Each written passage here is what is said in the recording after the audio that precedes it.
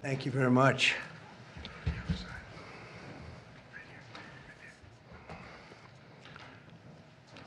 Thank you very much. This is a very big day for a lot of reasons, but this gentleman is a very unique man. This, I think I could say in the world of chips, certainly, but in the world pretty much of business, nobody's done what he's done. For those of you that are into that world, you would say, wow, he's a legend, but he is a legend, and it's an honor to be with you. Very great honor. Thank you very much. Mr. President. Thank you very much. Welcoming from TSMC, which is the biggest there is at a level that you can't even calculate, frankly.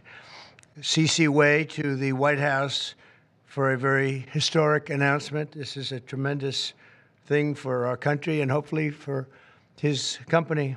We're also pleased to be joined by Commerce Secretary Howard Lutnick and White House AI and SIP, the crypto czar David Sachs, another two very highly respected people. It's great to have you guys involved. And David, thank you very much for coming on. David is sort of the king of intellect in that world. We have some good people. Today, Taiwan Semiconductor is announcing that they will be investing at least $100 billion in new capital in the United States over the next short period of time to build state-of-the-art semiconductor manufacturing facilities. I think mostly it's going to be in Arizona, which is what I understand, which is a great state.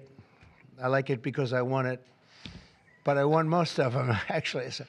But we won it, and we won it big.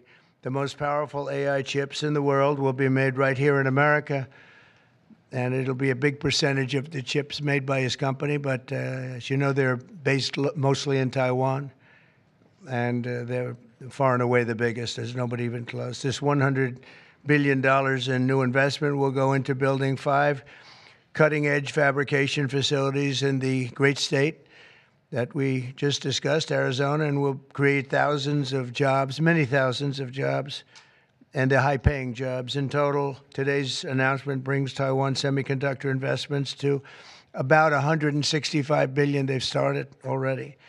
Among the largest new foreign direct investments in the United States, Apple, as you know, made a big announcement last week of $500 billion, and we have some others that have announced. We have many that want to announce, but I don't have time to do all of these announcements, I tell you. But for you, I'm doing the announcement. Thank you.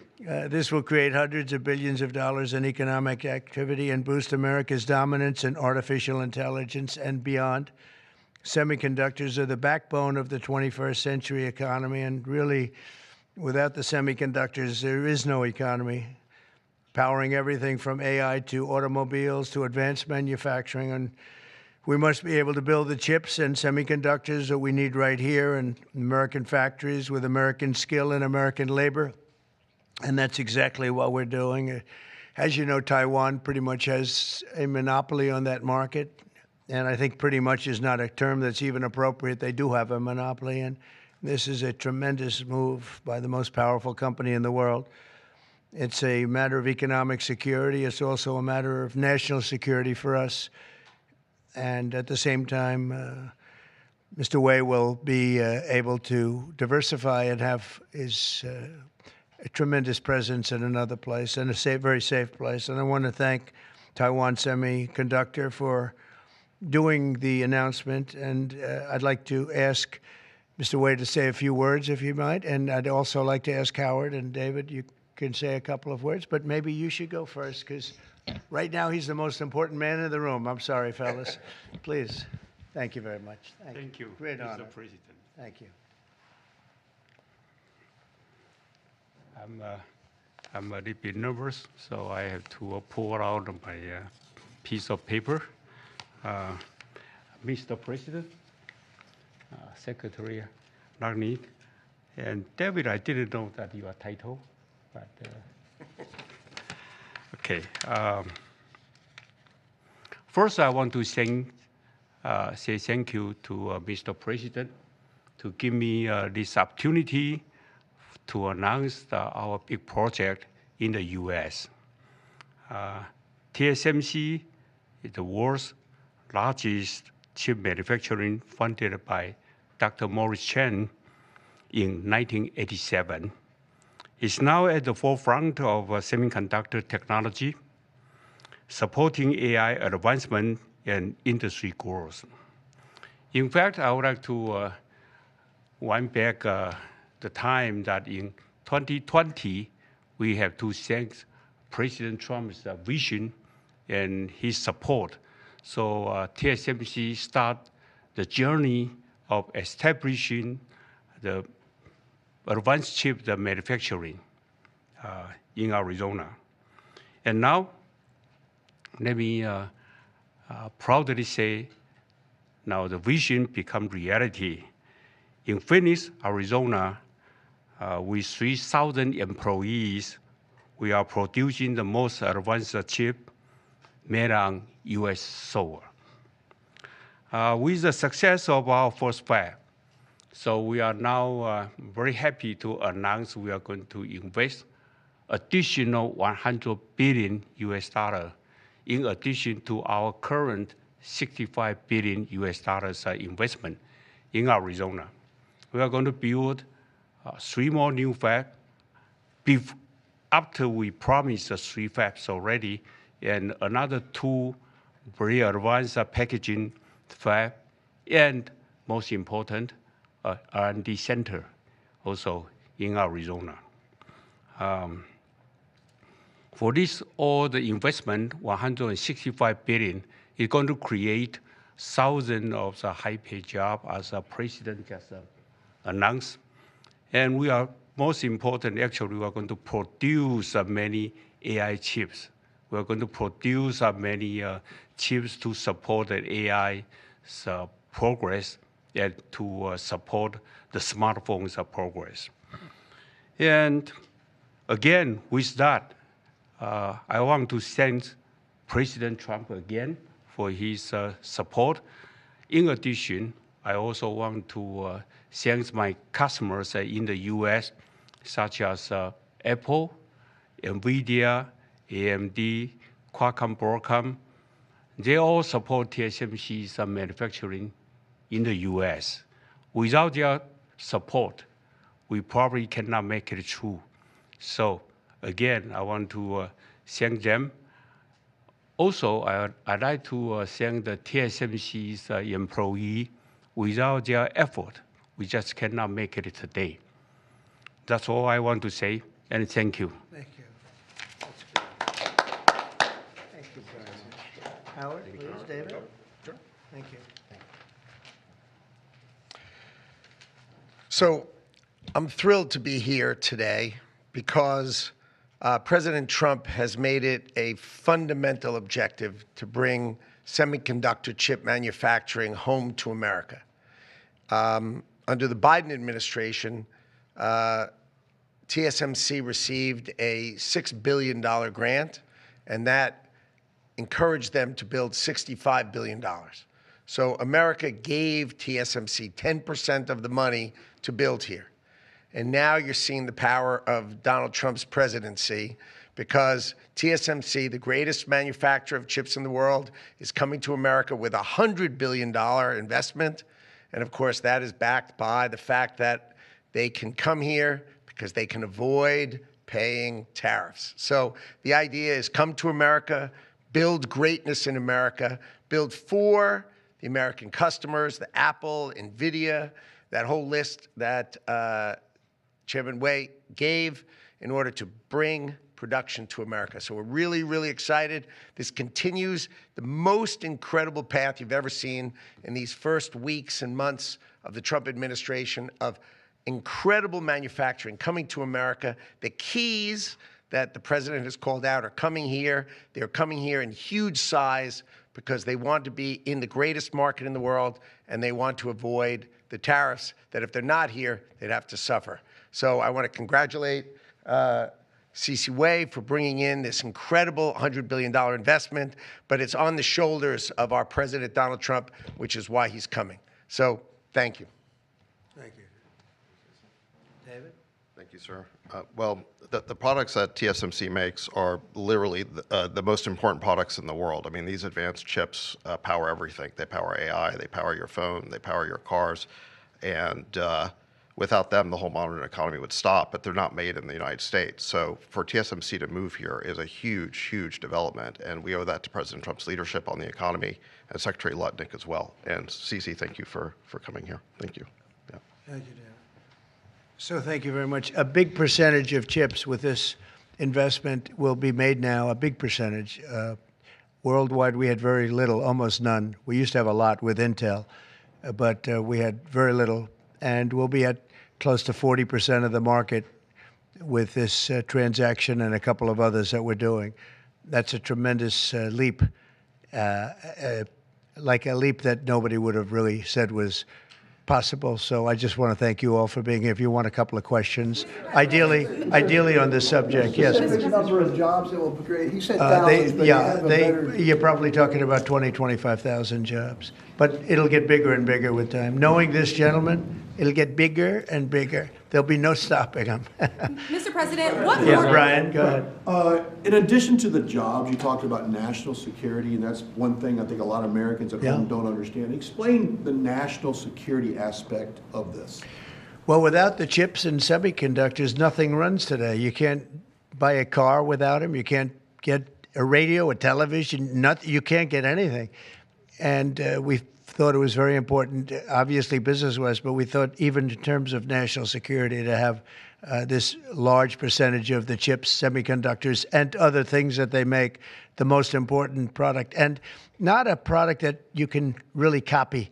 It takes years and years. You know, on the needle of a pin is total genius. I mean, they can put things, I mean, something the size of the needle, the point of a pin, they put information that is just not even believable. So if you would see this, it's just really something. Yes, Mr. President. One aspect to that, Honda announced they're coming to Indiana because of the tariffs. Once again, you're bringing additional jobs in manufacturing. You want to comment on that as well? Well, Honda's coming, and I told you about Apple, that they're going to be starting to build massively here, $500 billion. And we have many other companies going to be announced, but we had many that have already announced. And no, it's going to be great. It's looking really strong.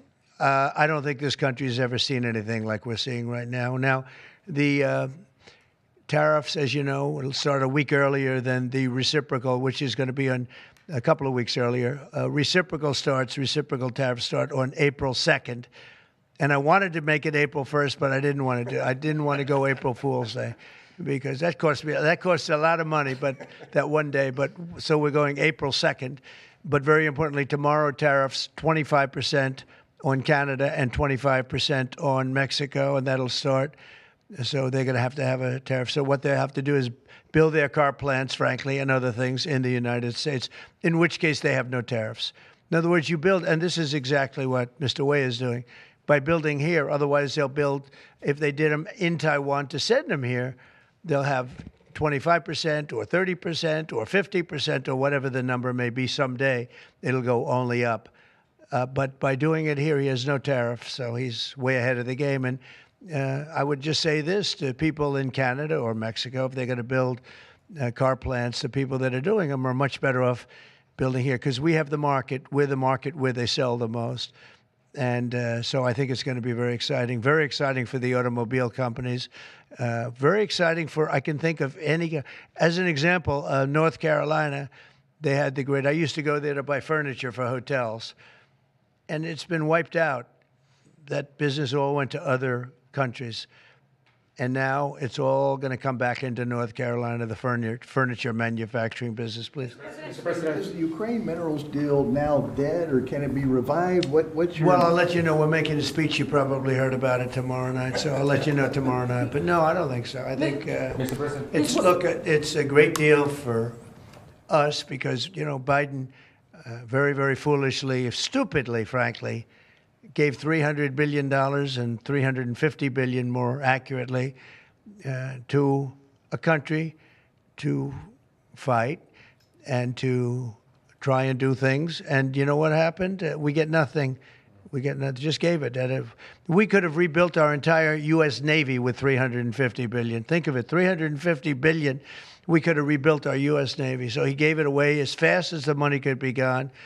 And what we're doing is getting that all back and a lot more than that. And what we need, it's very important for this business that we're talking about here with chips and semiconductors and everything else. We need rare earths. And the deal we have is we have the finest rare earths. Thank you, Mr. President. What do you need to see from President Zelensky to restart these negotiations? Well, I just think he should be more appreciative because this country has stuck with them through thick and thin. We've given them much more than Europe, and Europe should have given more than us because, as you know, that's right there. That's the border. This country really was like the fence on the border. It was very important to Europe, and I'm not knocking Europe. I'm saying that they were a lot smarter than Joe Biden because Joe Biden didn't have a clue. He just gave money hand over fist, and they should have been able to equalize with us. In other words, if we gave $1, they should have given. Well, we gave $350 billion. They probably gave $100, but on top of it all, they get their money back because they're doing it in the form of a loan, and it's a secured loan. So when I saw that, which I've known about for a little while, I said it's time for us to be smart. At the same time, it's great for them because they get us in the country taking the rare earth, which is going to fuel this big engine, and especially the engine that we've in a very short time created. And we get something, and we're there. We have a presence there. With all of that being said, I want one thing to happen. I want all of those young people to stop being killed. They're being killed by the thousands every single week. Last week, 2,700 were killed. 2,700 young, in this case, just about all young boys from Ukraine and from Russia. And that's not young people from the United States, but it's on a human basis. I want to see it stop. The money is one thing, but the death. And they're losing thousands of soldiers a week. And that's not including the people that get killed every time a town goes down or a missile goes into a town. And I want to see it stop. Yes. Are you considering canceling military aid to Ukraine? And can we get a reaction to what the Prime Minister said, that your administration is bringing U.S. worldview in alignment with Moscow's? So this is a deal that should have never happened. This is a deal that would have never happened. And it didn't happen for 4 years. It didn't happen. It was never even close to happening. If I were president, it would not have happened. And October 7th would not have happened in Israel. And inflation wouldn't have happened. And Afghanistan, disastrous, the way they withdrew. Not the fact that they withdrew, but the way they withdrew would have never happened. And we would have had Bagram right now instead of China having it. It was 1 hour away from where China makes their nuclear weapons. We would have kept Bagram, with one of the biggest air bases in the world. All of these things happened, and it's a shame. But it is what it is, and now we're here. I want to see it end fast. I don't want to see this go on for years and years. Now, President Zelensky supposedly made a statement today in AP. I'm not a big fan of AP, so maybe it was an incorrect statement, but he said he thinks the war's going to go on for a long time. And he better not be right about that. That's all I'm saying. This project, could this minimize the impact to the U.S. with chips should China decide to isolate Taiwan or China decide to take Taiwan? Well, it's a very interesting point. It's a great question, actually, but this would certainly, I can't say minimize. That would be a catastrophic event, obviously, but it will at least give us a position where we have, in this very, very important business, we would have a very big part of it in the United States. So it would have a big impact if something should happen with Taiwan. Russia sanctions. Are you looking at relieving Russian sanctions if there is a peace deal? Well, we're going to make deals with everybody to get this war, including Europe and European nations. And they've acted very well. You know, they're good people. I know most of them are friends of mine. The heads of state, the heads of the various countries, prime ministers from the different. I got four prime ministers and 5 presidents called me over the last 2 days, and they want to work it out. They want to get it worked out. And I think they're also, you know, they're talking money, but the money is less important than the deaths. We're talking thousands of young people a week. And people would say, why do I care about Ukraine young people. Why do I care about? And not all young, but they're pretty young. You know, Ukraine is running a little bit low, and they're getting older. They're recruiting older people. It's a very, very sad thing that's happening over there, and we want to get it finished. We want to stop the death. On the tariffs, is there any room left for Canada and Mexico to make a deal before midnight? And should we expect those Chinese tariffs, the extra 10%, to take effect No room tomorrow? left for Mexico or for Canada. No, the tariffs, you know, they're all set. They go into effect tomorrow.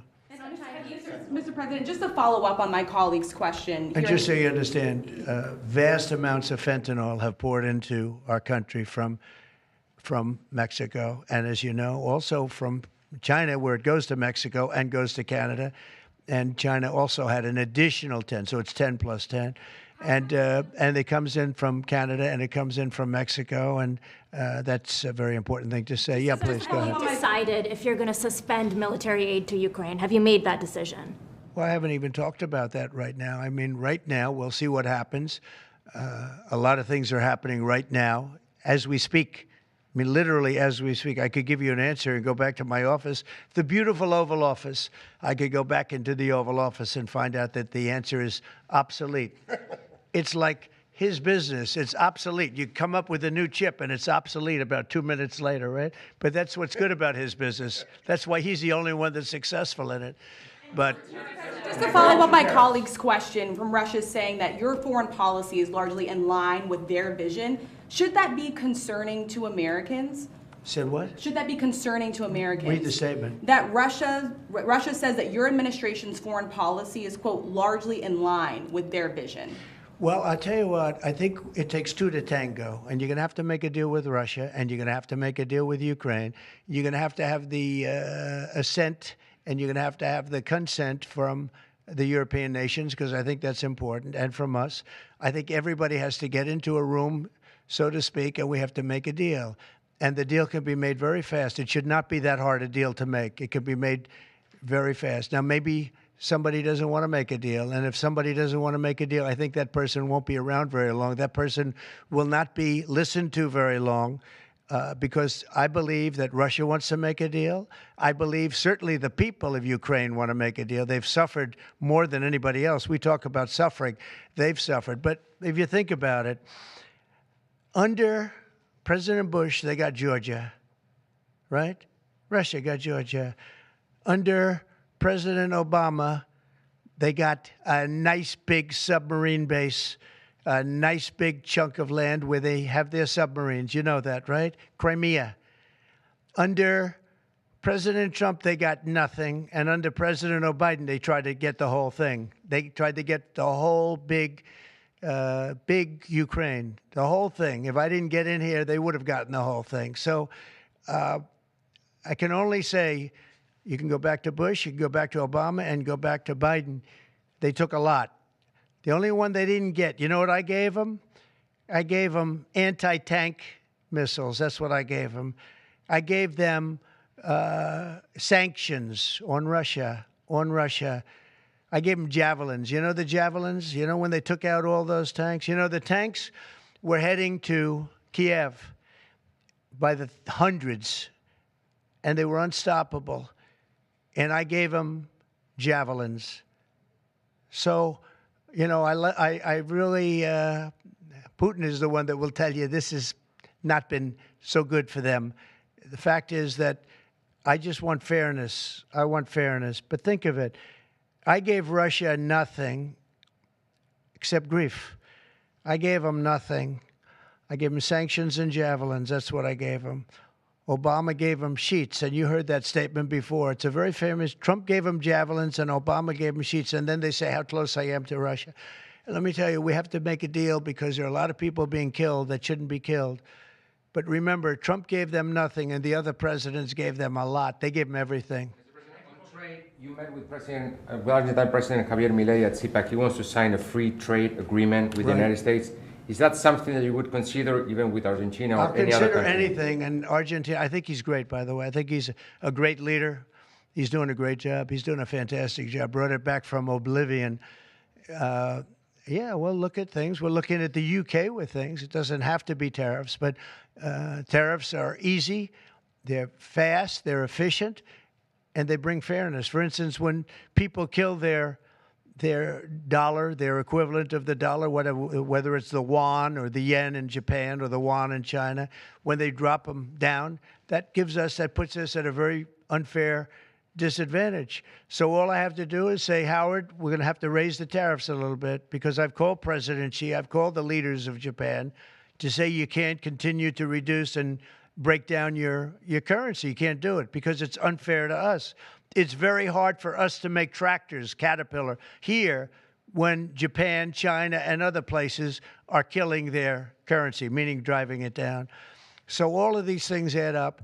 And the way you solve it very easily is with tariffs, because when they do that, instead of having to make phone calls every day like I used to do with certain leaders, President Xi a little bit, a lot of phone calls, talking about the fact that they're lowering their yuan, they're lowering it down, and that makes it very, very hard for us. So this way I just say, look, let them do that, and we make up for it with the tariffs. But Mexican President Claudia Sheinbaum about yeah, tariffs? sure, I will. I have a lot of respect for her. I have a lot of respect for her. Are you Mr. President, takes effect. It'll be 20% on China now. How high are you willing to go against China? Well, I can't say. It depends on what they do with their currency. It depends on what they do in terms of a retaliation with some kind of an economic retaliation, which I don't think they're going to retaliate too much. Hey, look, the United States has been taken advantage of for 40 years. The United States has been a laughingstock for years and years. That's why this gentleman is built in Taiwan instead of building here. It would have been better if he built here. If we had a president that knew what they were doing, and we had a lot of them very bad on trade. Look, I'm a huge fan of Ronald Reagan, but he was bad on trade, very bad on trade. He allowed a lot of people, a lot of businesses to be taken. So I say that with due respect, because he was so great on other things, but he was bad on trade. We are setting records right now, records like nobody has ever seen before. When you have companies like this coming in, and almost 40% of their company in one signature is going to be devoted to what he does, which is one of the most important businesses in the world. That's an unbelievable thing. When Apple now is going to start building all of their plants here, all because of what we've done in terms of, it's not because he likes me or they like me. They don't probably like me at all. I don't know. I think he likes me a little bit at least. But you know what? It's the incentive we created, or the negative incentive. I mean, it's going to be very costly for people to take advantage of this country. They can't come in and steal our money and steal our jobs and take our factories and take our businesses and expect not to be punished. And they're being punished by tariffs. It's a very powerful weapon that politicians haven't used because they were either dishonest, stupid, or paid off in some other form. And now we're using them. Have you spoken with President Xi about this term? I don't want to tell you that. Thank you very much, everybody. Thank you. Thank you very much. Andrew Cuomo running for New York City mayor. Will people who don't respond to the emails be fired?